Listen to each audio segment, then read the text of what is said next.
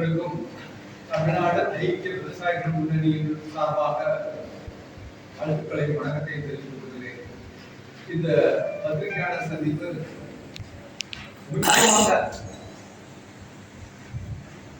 2-3 கோரிக்கைகள், அந்த கோரிக்கைகளை ஒட்டி தமிழ்நாடு முழுக்கும் என்ன போராட்ட அந்த அழைப்புகளை எங்களுடைய அகில இந்திய டெல்லி அமைப்பு கொடுத்திருக்கிறது என்பது பற்றி விளக்குவதற்காக கேள்விப்பட்டிருப்பீங்க. ஐக்கிய விவசாயிகள் முன்னணி என்பது டெல்லியில் போராட்டத்திற்கும் மேலாக போராடிய அந்த சம்யுக்த கிசான் மோர்ச்சா, தமிழ் ஐக்கிய விவசாயிகள் முன்னணி.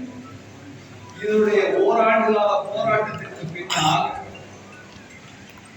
பாஜக அரசு 3 வேளாண் சட்டங்களை திரும்ப பெற்றுக் கொண்டது. ஆனால் தற்பொழுது அந்த 3 வேளாண் சட்டங்களுக்கு நிகராக அல்லது அதை விட மிக மோசமான national policy framework of agriculture marketing, அதாவது வேளாண்மை சந்தைப்படுத்தலுக்கான தேசிய கொள்கை கட்டமைப்பு என்கின்ற ஒரு திட்டத்தை டிராப்டாக நகலாக அவர்கள் அறிவித்திருக்கிறார்கள். அதற்கான அந்த கருத்துக்களை நீங்கள் சொல்ல வேண்டும் என்று அகில இந்திய அளவில் கேட்டிருக்கிறார்கள். இதுதான் இன்றைக்கு முக்கியமான ஒரு விடயமாக நாம் பார்க்கிறோம். இந்த டிராப்ட் என்ன சொல்லுதுன்னு சொன்னா, இந்தியாவில் உள்ள ஃபார்மர்ஸ் தொடங்கி மண்டிகள் வரைக்கும் கிட்டத்தட்ட ஒரு 2000 முறைப்படுத்தப்பட்ட மண்டி, ஒரு 7000க்கும் மேலான அன்ரிஜிஸ்டர்ட் மண்டிகள் இந்தியாவில் இந்த அனைத்தையும் ஒரு லைன்ல கொண்டு வந்தது, ஒரு இன்ஃப்ராஸ்ட்ரக்சர், ஒரு கோஆர்டினேஷன்ல கொண்டு வந்தது.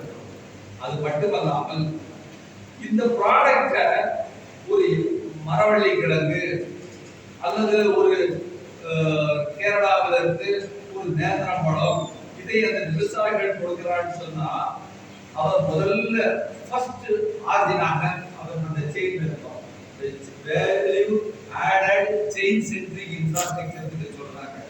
அதாவது அந்த ஒரு நேர்கோட்டுல இவர்கள் எல்லோருக்கும் முதல்ல விவசாயிகள், அதற்கு அப்புறம் யார் மார்க்கெட்டிங் பண்றாங்க, அதுல எண்ணெய் யார் கொடுக்குறா பெரிய அளவுக்கு, யார் வேற காய வைக்கிறா, அதை வத்தல் போடுறா, இப்படிப்பட்ட கம்பெனிகள் தான் அதில் இடையிலேயே அங்கே அவர்களுக்கான தொடர்பு இருக்கும்.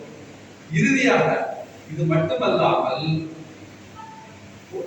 அதாவது மக்களுக்கும் கார்பரேட்டுகளுக்கும் இடையிலான அந்த ஒருங்கிணைப்பை ஏற்படுத்துவதற்காக அந்த அமைப்பும் கார்பரேட்டுகளும் இந்த வேல்யூ ஆடட் செயின்ல அவங்க இருப்பாங்க. இறுதியாக மக்கள்கிட்ட மண்டிகள்கிட்ட வரும். இதுதான் இன்றைக்கு அந்த ஒரு கட்டமைப்புல ஏற்பாடு பண்ணிருக்கு. இதுல இது என்ன ஏற்பாடுன்னு சொன்னா, முக்கியமாக இந்த டோட்டலாக நீங்க வாங்கக்கூடிய அந்த விஷயங்களை சந்தைப்படுத்துதலை இவர்கள் என்ன செய்யறாங்கன்னு சொன்னா, ஒரே சந்தையாக தூத்துக்குடியில ஒரு விவசாயி ஒரு வாழை இலை கட்டு அதற்கான அந்த மண்டியில அது ஃபீஸ் கட்டுறாங்கன்னா, கன்னியாகுமரியிலிருந்து தூத்துக்குடியிலிருந்து அது காஷ்மீர் வரைக்கும் வேற எந்த ஃபீஸும் கட்ட வேண்டியது இல்லை.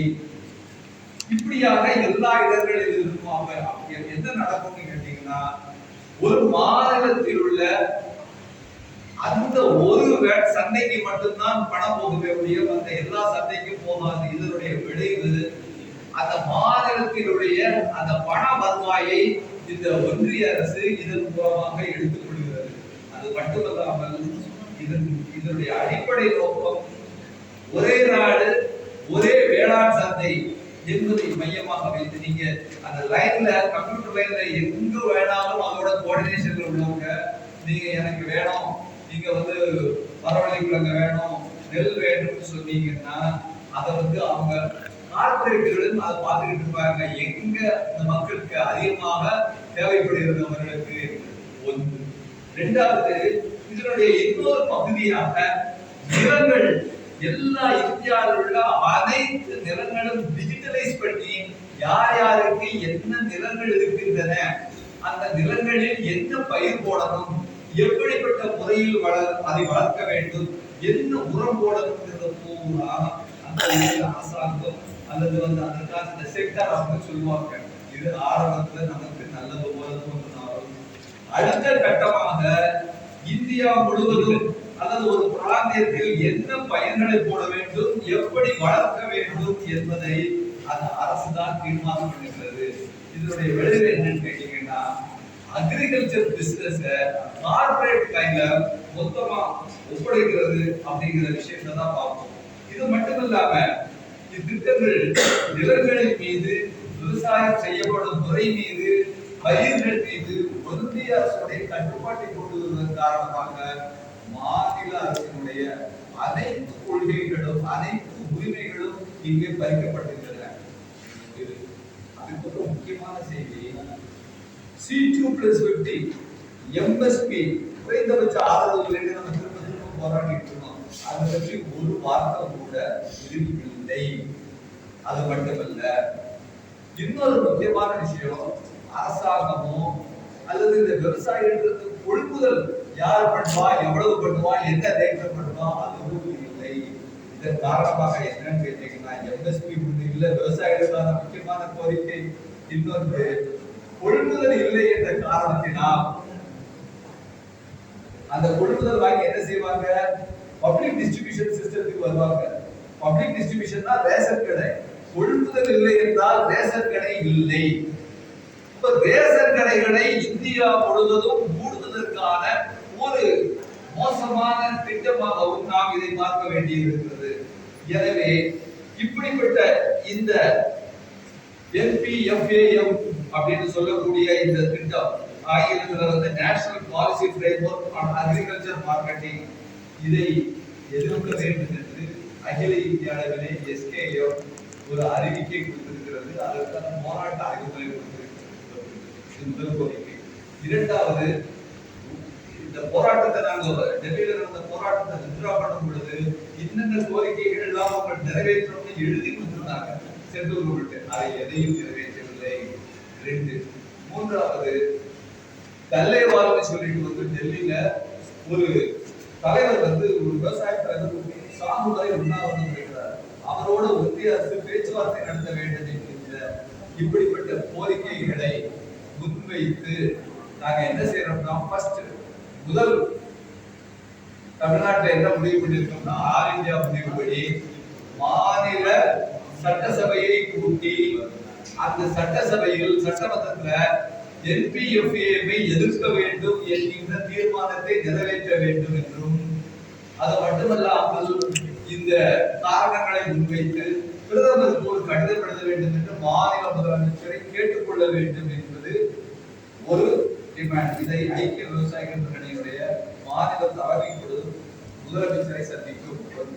இரண்டாவது, தமிழ்நாட்டில் உள்ள ஆல் இந்தியா கால், தமிழ்நாட்டில் உள்ள அனைத்து நாடாளுமன்ற உறுப்பினர்களையும் சந்தித்து அவர்களிடம் தமிழகத்திலும் டிராக்டர் மற்றும் வாகனம் இருசக்கர பேரணி நடத்த வேண்டும் என்கின்ற கோரிக்கையையும் அறைகூவலையும் கொடுத்திருக்கிறது. தொழிலாளர்களும் விவசாயிகளும் இணைந்து இதை நாங்கள் செய்வதற்காக இருக்கிறோம். ஜனவரி 26ஆம் தேதி இதுதான் எங்களுடைய 3 கட்ட போராட்டம். இன்னும் சில போராட்டங்கள் இருக்கிறது. ஜனவரி 26க்கு தான் நாங்கள் முடிவு செய்தோம். எனவே இதை நீங்கள் மக்களிடத்தில் எடுத்து செல்ல வேண்டும். இந்த NPFAM என்பது மிக மிக மோசமான ஒரு கொள்கை திட்டம். மாநில அரசுகளுடைய உரிமைகளை பறிக்கக்கூடியது. சிறு வணிகர்களை, சிறு உற்பத்தியாளர்களை, வியாபாரிகளை, விவசாயிகளை, விவசாய தொழிலாளர்களை அழிக்கக்கூடிய ஒரு மோசமான திட்டமாகும்.